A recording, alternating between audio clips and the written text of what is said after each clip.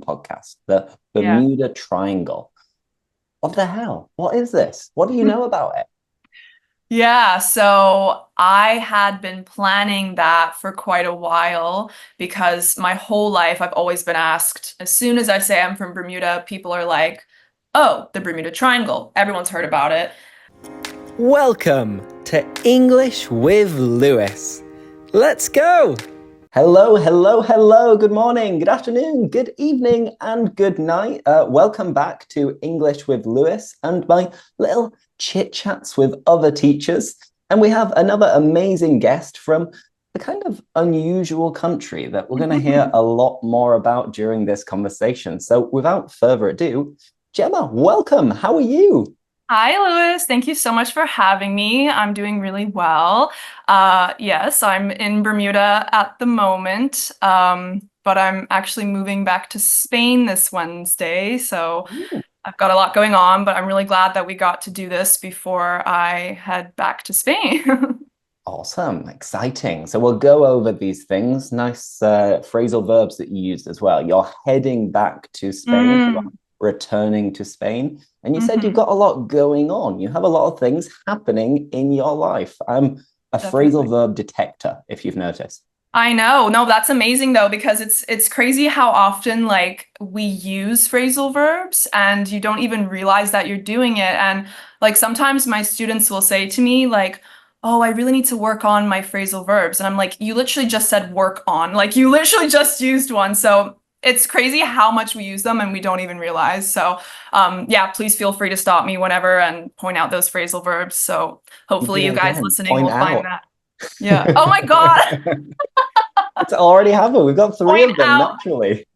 Point out means draw attention to something. Yes. So we're going to be doing that a lot during the episode, I think. Wonderful. So you're But in it's great. Bermuda right now. Let's Yeah. focus on Bermuda first because Cool. I've never been to Bermuda. Many people have heard of Bermuda, but maybe they can't put it on a map. So could you just do us a favor and tell us more about your country? For sure. So, yeah, I was born and raised in Bermuda. I'm also half Italian, but yeah, Bermuda is a beautiful country. It is an island. It's a British overseas territory, so all of our laws are British, but our currency is American dollars, which is kind of confusing for a lot of people.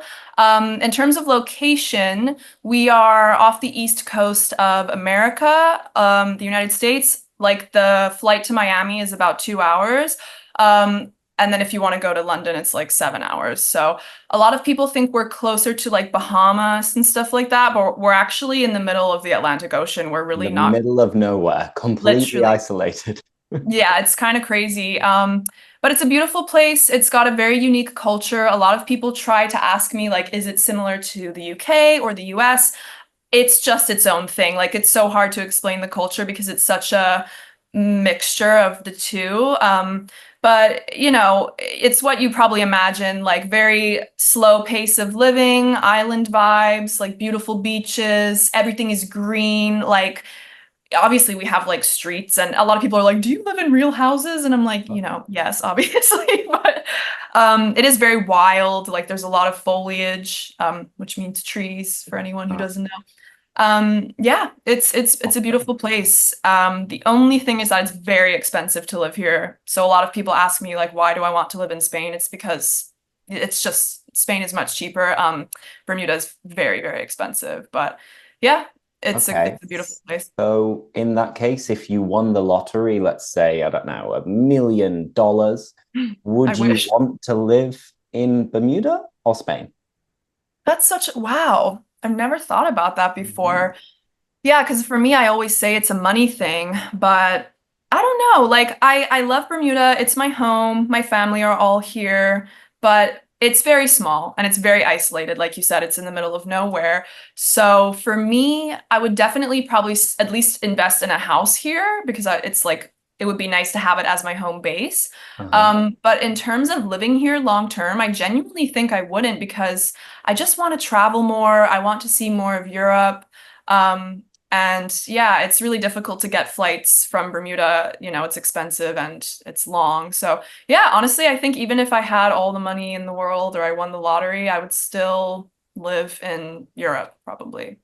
Hey, interesting. And I can Yeah. imagine, obviously, you're born and raised in Bermuda. I'm just imagining this idyllic childhood of going for a dip in the sea, everywhere Hmm. being really, really green with your dogs. Like, how Hmm. was growing up in Bermuda? Yeah, growing up in Bermuda was really interesting because I think like my parent, all Bermudians really take advantage of the like culture and the beaches and things like that. I grew up around the water. My dad is a restaurant owner, but he is a really good spear fisherman. So spear fishing is when you have a long spear and you dive underwater and you shoot the fish with a spear, basically. It's very caveman style.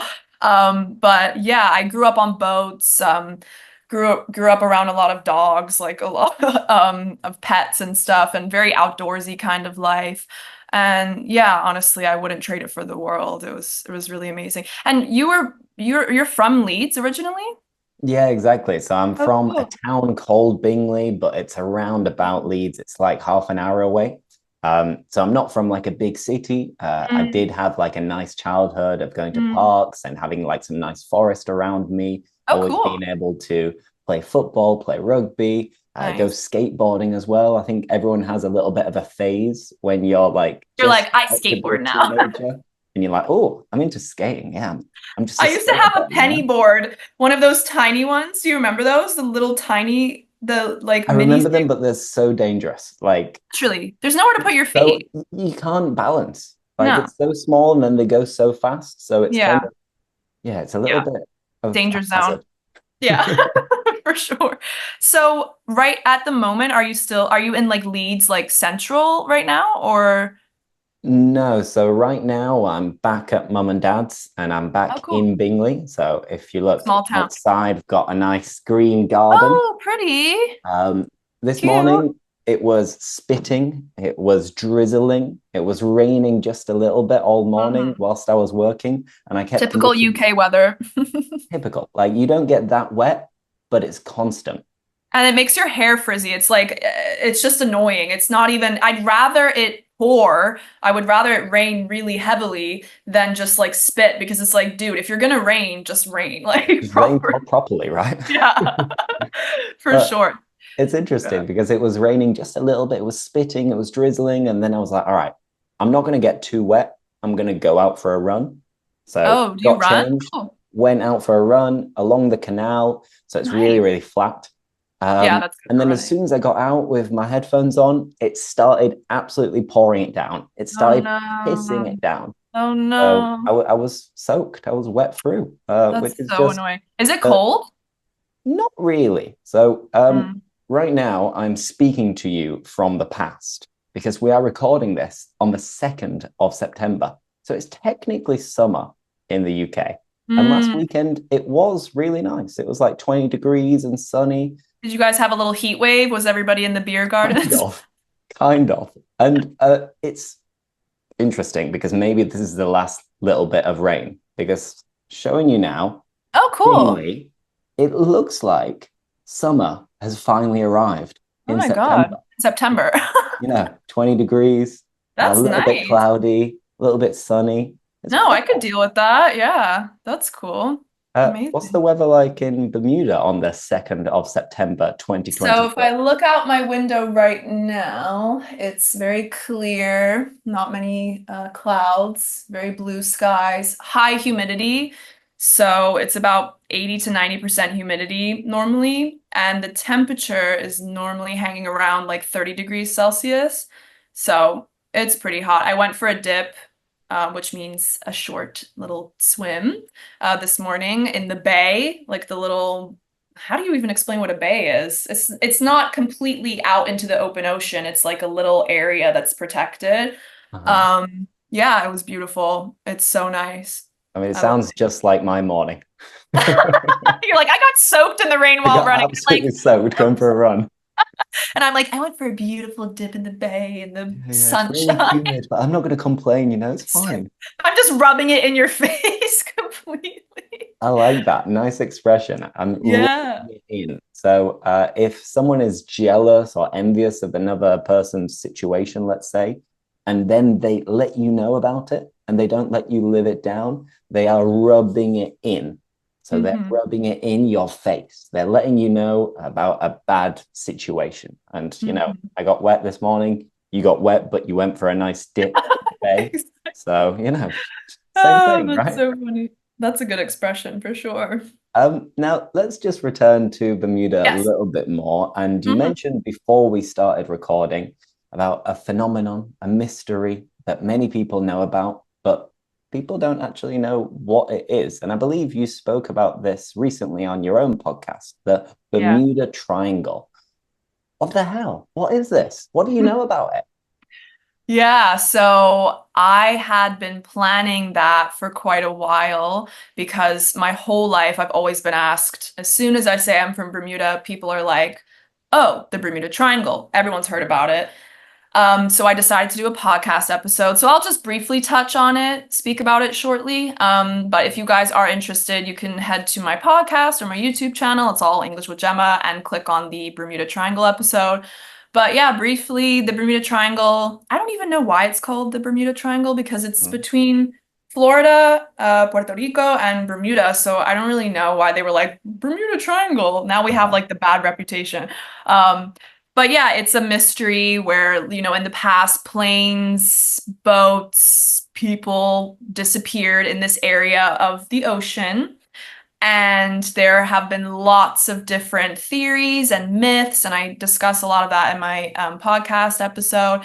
And yeah, like a lot of people say electromagnetic fields, aliens, different currents and things like that in the ocean, like wind and stuff like that. But honestly, if you're a Bermudian, nobody believes in it. Nobody thinks it's real. I fly through the Bermuda Triangle every time I come home and nothing happens to the plane. You're still here. Thank God. Yeah, I think it comes down to if you focus on such a huge area of water, of course stuff's going to happen. Like bad things are going to happen. It's the ocean. The ocean is so scary and like dangerous. So, in the past, the planes didn't have like proper instruments. Like they didn't use like satellite and GPS the way that we do today. So, I think that some stuff, yeah, bad stuff happened, but was it aliens? I don't know. You decide for yourself. Bermudian aliens.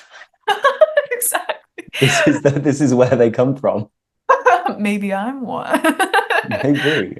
And, but yeah. Sorry, you just reminded me and kind of corrected what I was thinking, because I always thought that people or things from Bermuda were Bermudan, but it's Bermudian. Yeah. A lot of people say that. They say Bermudian or Bermudan, but it's Bermudian,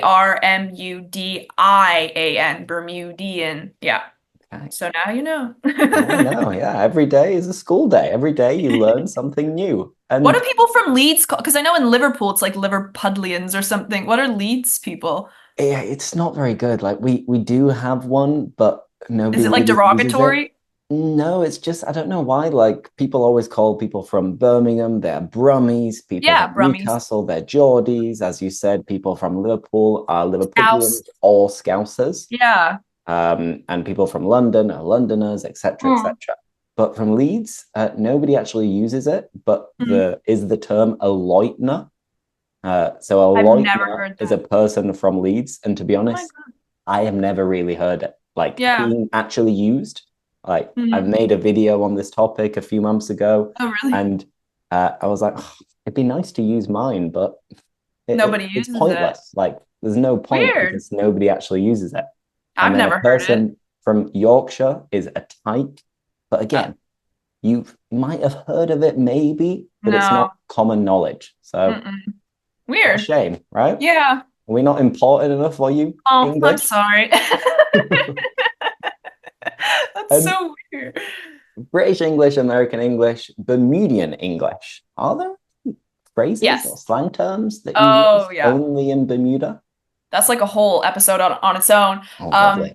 The Bermudian accent is very unique. I don't have it. I just speak with quite a American accent, if you will, kind of neutral. But yeah, there are a lot of phrases like, I'll just explain one briefly. Like if someone's drunk, a little bit drunk, you say they're half hot.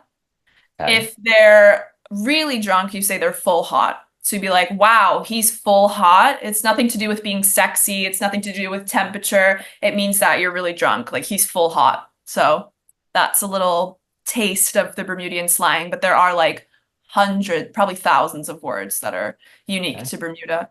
Awesome. I could say I was full hot on Saturday night. And your friends are going to be like, Lewis, It's like, what what are the you hell are talking you on about, about? Lewis? Everything all right? What about leads? What's like a phrase you can teach me? So another way of saying like hello or how are you would be hey up. Hey Oh, up. I've heard that. Hey, Hey up, yup. mate. Yeah. Hey up, mate. All Or right. like, you're right. It's funny because the word all right can be used for so many ways. It can be just like hello, like all right. Right? Usually, all right, mate. All right, Mm. pal. All right, buddy. It's so weird. And then people might think like, oh, is he asking me if I'm all right? Am Should I I respond? okay? Should I Yeah. say hello or should I say no? I'm actually having a terrible day today.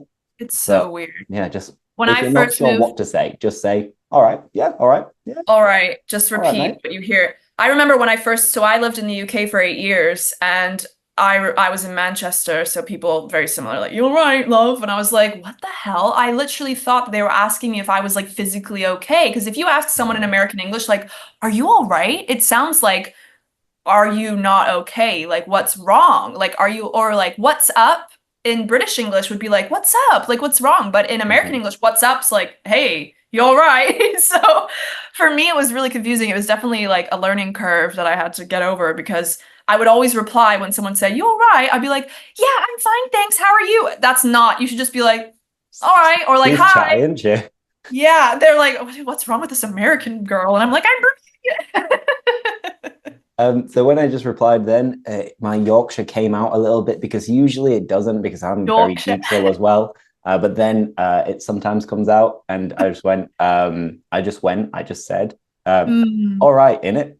in it. So then in it is British English in general. We use it all the time. And traditionally it means isn't it? Yeah. But we use it all the time just to like agree or to back up what you Emphasis. were saying. It's like, yeah, it's a proper nice day, isn't it? Yeah, it's very versatile. I guess it's still like a tag question, like in American English, like, oh, it's a nice day, isn't it? But then in British, it just gets shortened to like in it, you know? Yeah, So in it, it's kind yeah, of in it. similar. Yeah, in Awesome. Now, returning to your hero of a restaurant owner, father, and amazing fisherman, um, what kind of restaurant does he own? So he's got three. He's got one that's Italian, because he's Italian. He's got one that's called Gulfstream, which is like all, as you can imagine, seafood, sushi, has a sushi bar. It's so nice.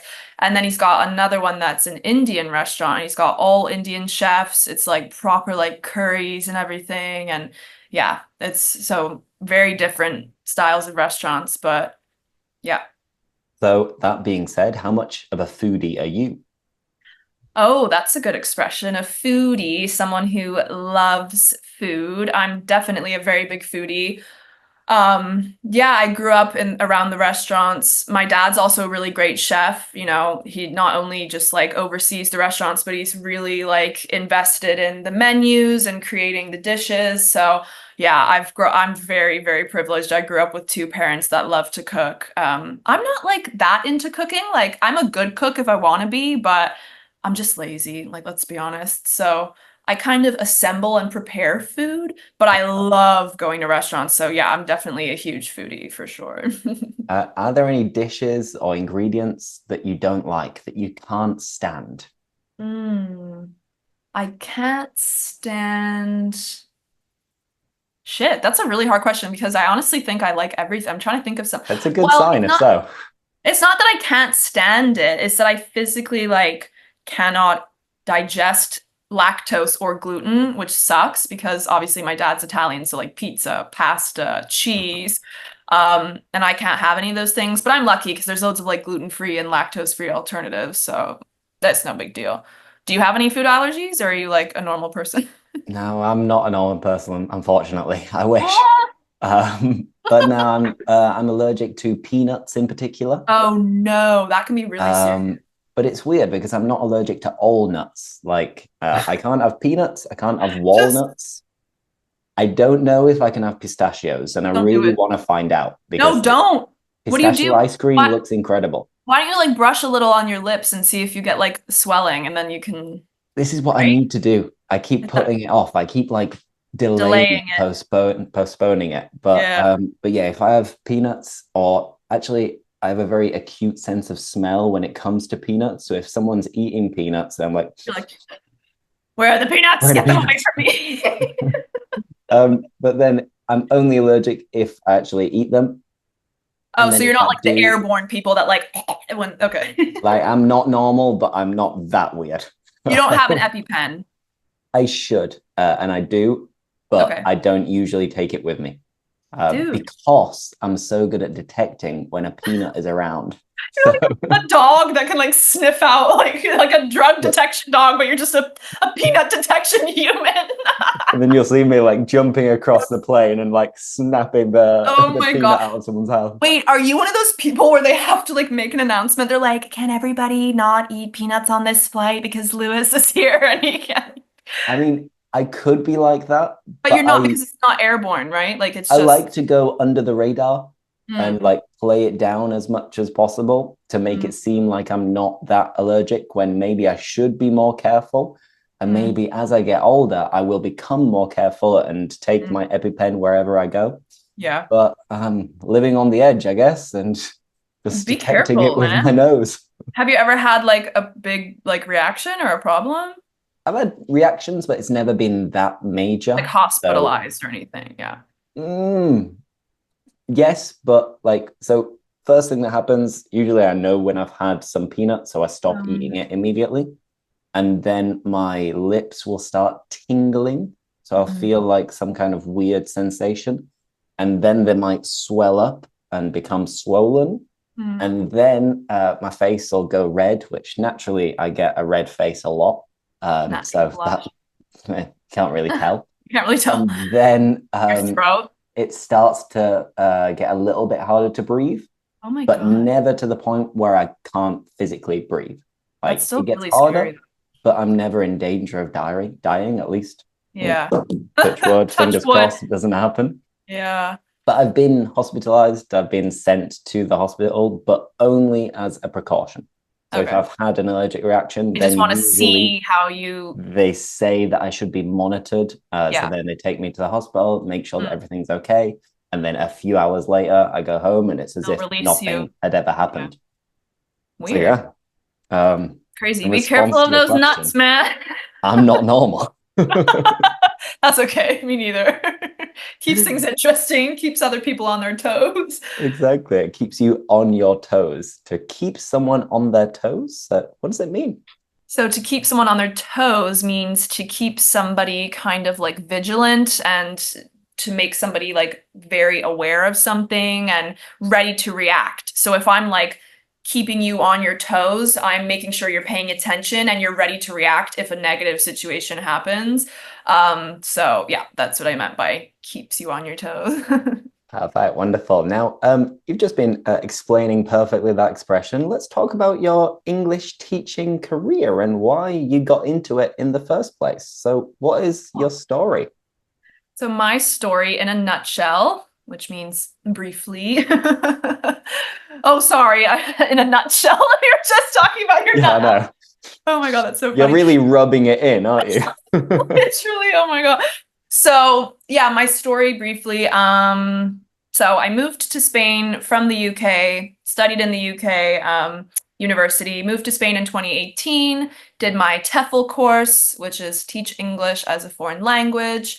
Really enjoyed that. I was like, wow, like I can't wait to be a real English teacher. I went straight into teaching. I taught for 2 years in language academies in Madrid. And then the pandemic hit, and we were just talking about this earlier before we pressed record, where we both said that we made that transition from teaching in person to teaching online during the pandemic. Many people can relate to that probably. And yeah, I started teaching online for my academy. And the more I did it, the more I was like, wait a minute, I could do this on my own. I could have my own business. And I found a bunch of like English teachers, Spanish teachers that were doing the whole online English teaching Instagram thing. And I was like, let me just try this. And I made English with Gemma. And yeah, it just kind of took off from there. Now I've got enough work with just my private students, and I just enjoy creating content. Like I'm sure you can relate. It's fun, and like it's something that I'm passionate about. And it's also a business tool, of course. So yeah, that's kind of my story. And in the future, I would like to do maybe more of like what you do. Like I would like to maybe oversee like I don't know. I would like to really make my own business and then hopefully employ other people. I would like to make an online course.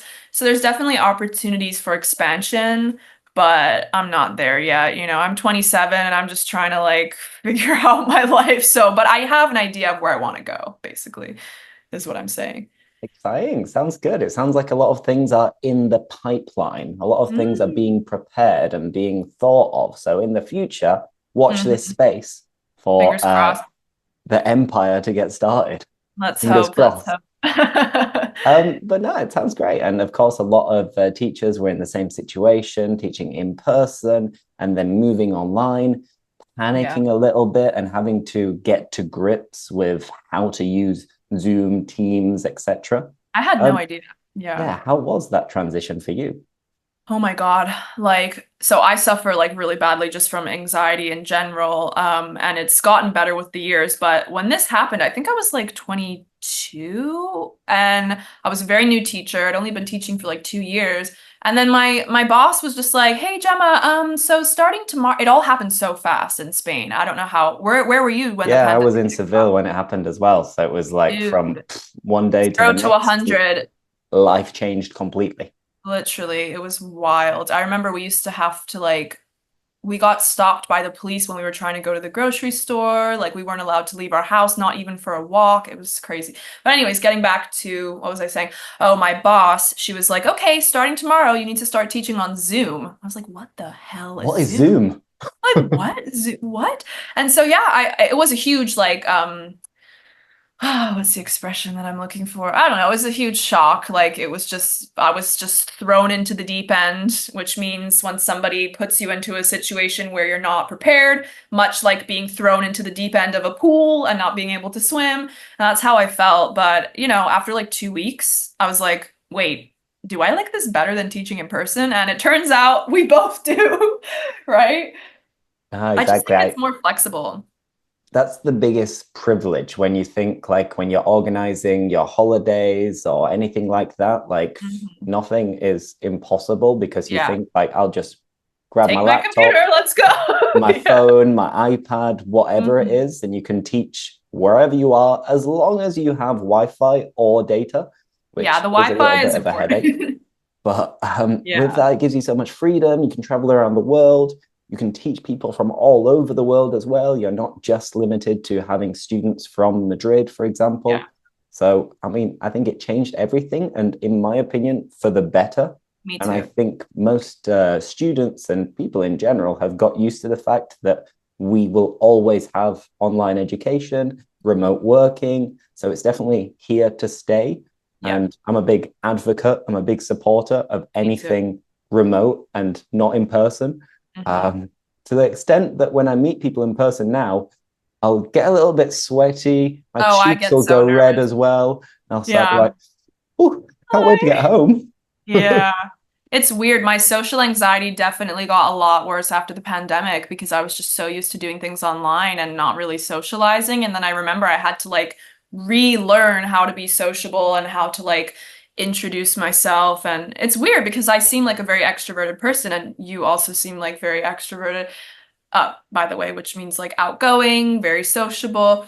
Um, but it is weird how there's such a difference between like online versus in person. And I think that's something that I really had to like overcome, especially like right after the pandemic. Now I'm kind of like getting a bit better, but yeah, I totally feel you.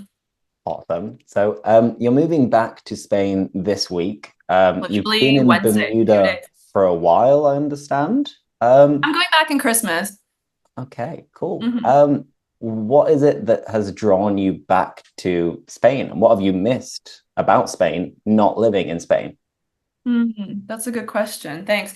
So Yeah, like basically I moved back to Bermuda in September 2023, like really abruptly, really out of nowhere because my ex-boyfriend who's Spanish, we were together for 5 years and then he just like super randomly broke up with me and I was like, oh, I'm heartbroken. I'll never love again. And then, so I decided to go home to Bermuda to kind of just heal and be with my family. And I told myself, you've got a year to get your shit together. Get your shit together, Yeah, exactly. like get it together. You've got 1 year because I knew I never wanted to be like stuck in Bermuda. Like I said, I love it. It's my home, but it is very isolating. There's not many opportunities for expansion, like personally or in your career path, like professionally. So yeah, I said you've got a year. I chose a place. I was like, I'm gonna go to Alicante, and here I go. So I'm doing it. Literally, I came home September 4th, 2023, and I'm leaving September 4th, 2024. So Okay. You had 1 year to get your shit together, and yeah, you've and I got your did. shit together by the looks of it, at least. Yeah, thanks. I did. I managed to do it. So Ah, yeah. exciting, good stuff. And And you're moving soon too, right?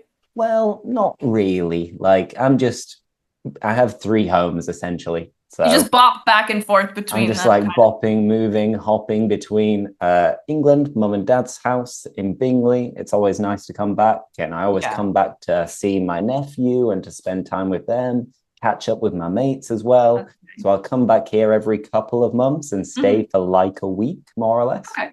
because I have the freedom to do so. And I think, So well, cool. if I'm getting a flight, I might as well stay the whole week. Like, Yeah. why not? Yeah.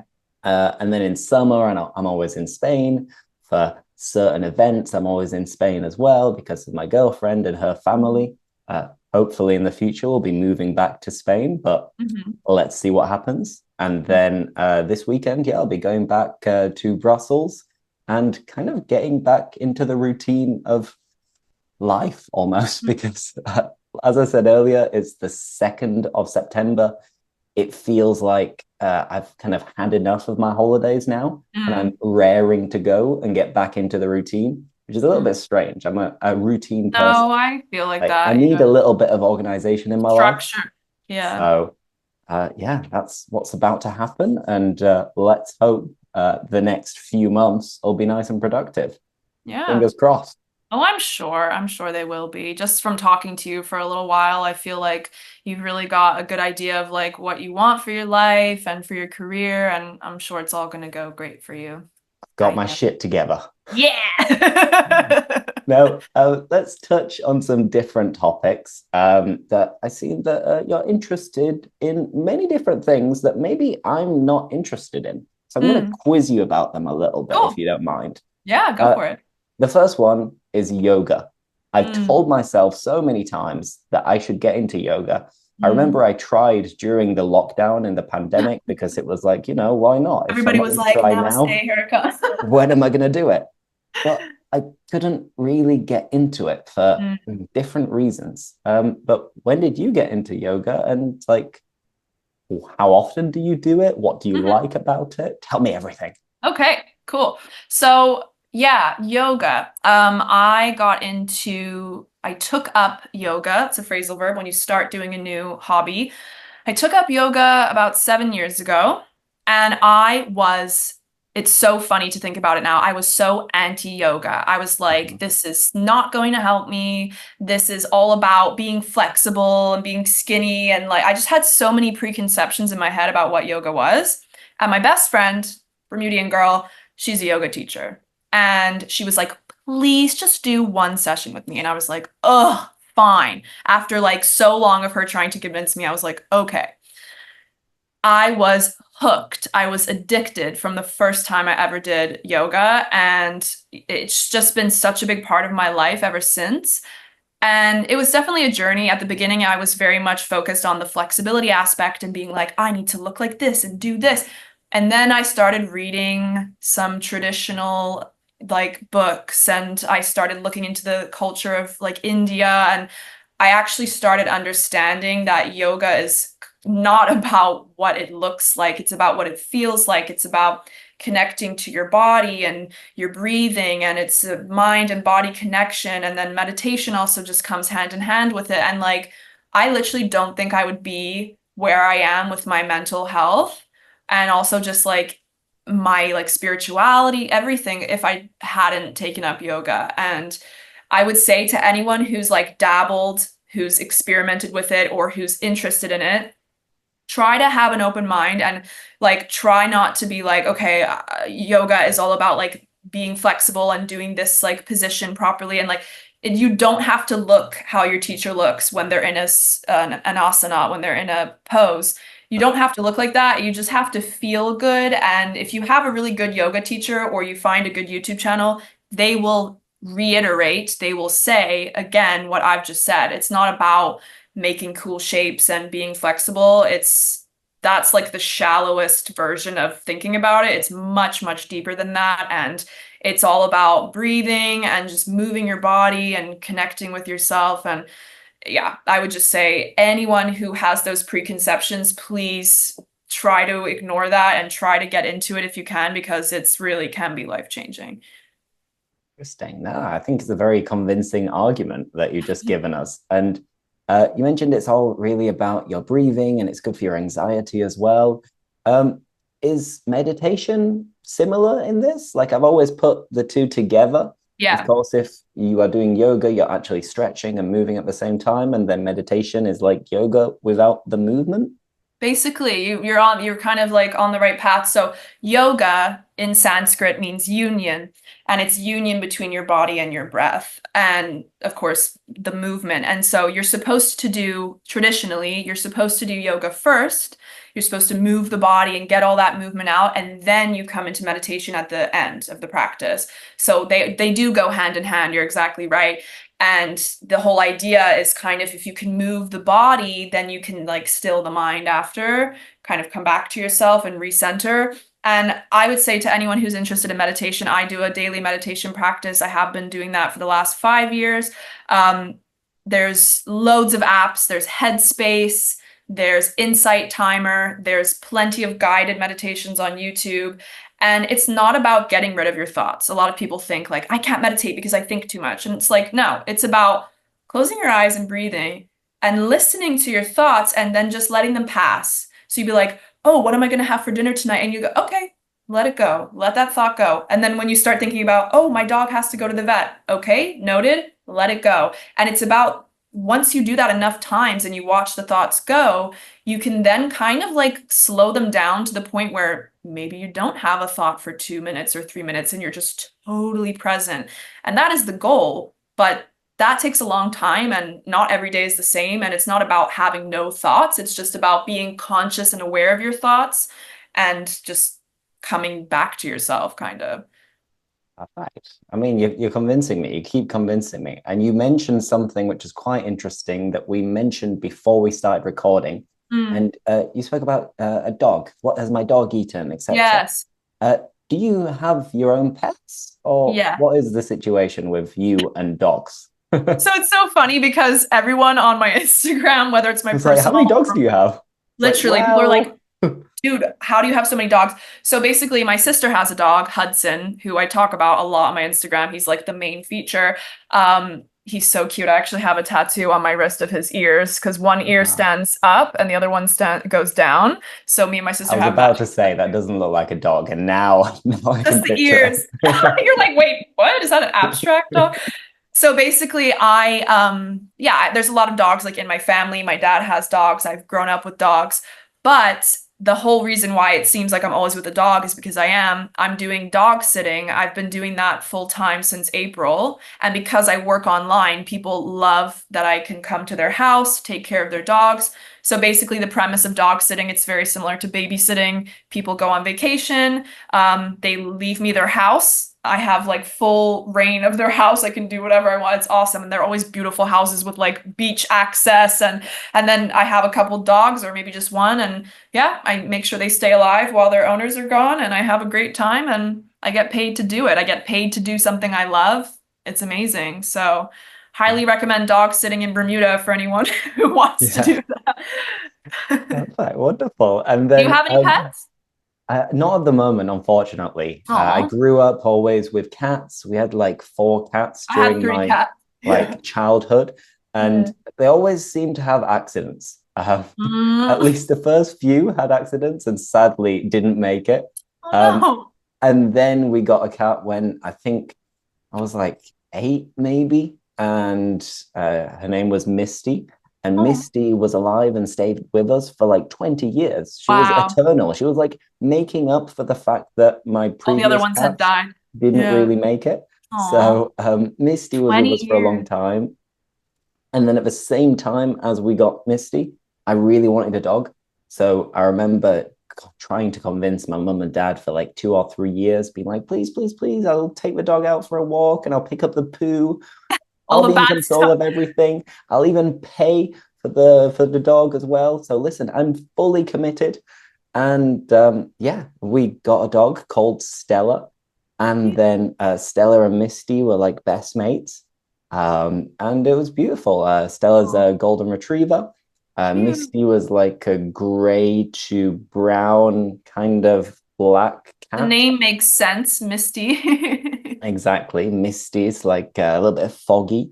Mhm. So yeah, I've had pets before and I'd like to get a dog in the near future. But But once you're then kind of based somewhere, because if you travel a lot, it's so complicated. Like you need someone like a dog sitter to come and watch them when you, yeah, that's it's a the big problem. responsibility. Yeah. Yeah, When I know exactly where I'm going to be for the next few years, that's the moment. And I'm going to get a dog, me maybe a too. cat as well. And Hmm. I'd want like a kitten and a puppy. And then Oh, maybe if I become a dad at the same time, just a the baby? cuteness overload of Oh my God. kitten, puppy, baby. That's too much, dude. A kitten, a puppy, and a baby all at the same time. What does your girlfriend think about that? She's like, can we choose one, please? I'll convince her. I'll be like, I promise you, I'll take them all out for a walk. I'll pick up the poo. That's true. It can all just like happen at the same time. Might as well, right? Rather than spacing it out. That's So funny. yeah, in the next few years, who knows? Who knows? Yep. But we've almost finished for today. I don't want to take up too much time. No worries. But let's go over a couple of things related to language learning. Mhm. First, do you have any language learning tips? Because I Mhm. imagine moving to Spain, you studied and learned Spanish. So, what advice would you give people who are lacking a bit of motivation or specific ideas on how to improve their English or other languages? Hmm. So I just did a podcast episode recently called How to Get Unstuck and like make progress because I think a lot of us like it's overwhelming trying to pick like one language learning technique. I think you definitely and for me it's hard as a teacher to just pinpoint like the best one or something like that. So I'll just focus on one for today, but of course there are so many different things you can do. But I would say the most important thing is immersion. Like, and people think that immersion means that you need to be in the place that, like you need to be in Spain to immerse yourself in Spanish. It's not true at all. Like, before I moved to Spain, I was already immersing myself. I like changed my phone to Spanish. I started making grocery lists in Spanish. Every book that I read, every podcast I listened to, even if I didn't really understand it yet, by the time I got to Spain, I was like, I definitely couldn't speak Spanish, but I had an idea. I was like, oh, wait, I've heard that word before. And, so especially if you're first moving to somewhere, it's like immersion's very important just for like switching your brain to that language. And then I think once you've like feel like you've kind of immersed yourself, then it's time to like sit down and make like very specific goals because I find my students get very stuck when they have those vague general ideas of like, okay, I'm at B1 level, but I want to get to B2. And I'm like, okay, but how are you going to do that? Like, what are your weaknesses? What specific things do you want to improve? Then I want you to quantify it. Say, like, okay, I want to learn 10 new idioms, quantify it, and then give yourself a time zone, like, give yourself a time limit. So, like, 10 new idioms by the end of like 2 weeks. And that is how you're going to make progress. It's like specifying your goals because if you just have these general ideas of like, I want to improve, it's never going to happen. Like, you've got to be very specific with what you want to progress in. And that's when you're going to see those big changes happening. So I guess that's my little tidbit of advice for now. Awesome. Yeah, I always advocate immersion 100%. The more you can immerse yourself in the language you want to improve, the better. If Mhm. you're trying to improve your English, if you're watching or listening to this, Mhm. perfect. But also read the news. Mhm. If you enjoy writing, write a journal or a diary. Of course, listen to other podcasts about different things too. If you're following people, you can also watch and take notes. If, I don't know, teachers are teaching phrasal verbs, idioms, take notes, because if you don't, you're probably not going to remember. And then personally, when I go for a walk or a run, usually I'm trying to remember and rack my brain and think, oh, what was that idiom or what was that expression I learned? Because if you don't quiz yourself, you're probably not going to memorize anything, really. You have to review. Regular review is so important. And also changing. I like what you said about like, don't just watch something, but make notes or do an exercise where you say, okay, what did that word mean? Look it up, make a note, make a sentence, because that's taking passive learning to active learning. And that's like super important. So I totally agree with you on that one. 100%. And like, I don't know about you, but I use my notes app all the time. Yeah, mine is full. In particular for ideas for myself, for what like short videos to make or longer YouTube videos. And for example, on Saturday, I was driving back from visiting my granddad. I was listening to the football commentators, and then I was tuning in to some of the things that they were saying, because I'm always such a good idea.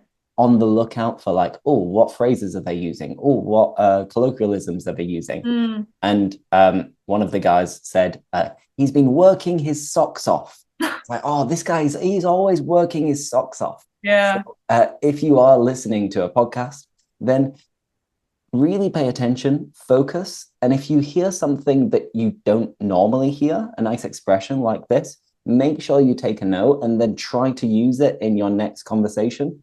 And just like, oh yeah, Gemma, I've been working my socks off this morning. It's been really hard, and but then I've made so much progress.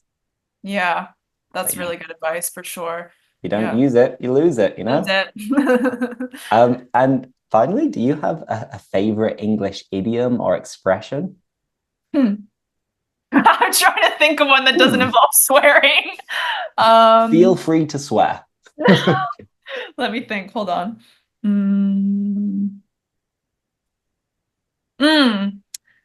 I do like an expression that I think is very British. Like when you say, I don't actually know if this exists. I haven't the foggiest. Like, yeah. So I think I'll say what I think it means. Like, so I heard that for the first time 8 years ago when I moved to England. And it means I don't have a clue. I have no idea. Like I have absolutely no idea. And people say I haven't the foggiest, and foggy means like cloudy, misty, like it's about weather, like fog. So I was like, I haven't the foggiest. I thought it was something about weather. And then I realized that it means like I have no idea, right? Yeah, 100%. If you haven't the foggiest, you could also say you don't have the faintest idea, which is just saying like, I haven't got a clue. I've got no idea. Beats me. And it's interesting you mentioned weather, because we have so many weather-related idioms. You think under the weather is to be a little bit sick. Once in a blue moon is very rarely. There are lists, endless lists of weather-related idioms, and maybe I'll make a video on that next week. For sure. Yeah, there's so many weather idioms for sure. Yeah. Awesome. Well, on that note, I think we'll call it. I think we're call good. It a day. We've definitely gone through a lot of different topics, so I hope you guys have enjoyed. Hell of a lot. And we've also highlighted some of these difficult words, phrases, idioms. But if you have any questions for us, any doubts that you still have, let us know in the comments, of course. I'm probably going to check out the Bermuda Triangle podcast episode that Gemma made. So if anyone else is interested in finding out a little bit more, check out her profile too and listen to the podcast. And Gemma, it's been an absolute pleasure. Thank you so much for having me, Lewis. It's been so good to finally meet you, and you've given me kind of a little idea of maybe on my podcast soon I'll start having guests, because it's so fun to like meet new teachers, and it's been really, really great. So thank you so much for your time, and it's been really good. Let's do it again sometime. The more teachers, the better. Thank you, Gemma. Thank you, everybody. Have a great day, and see you next time. Bye, guys. Ciao, ciao. Thanks for watching. Like, subscribe, and see you next time.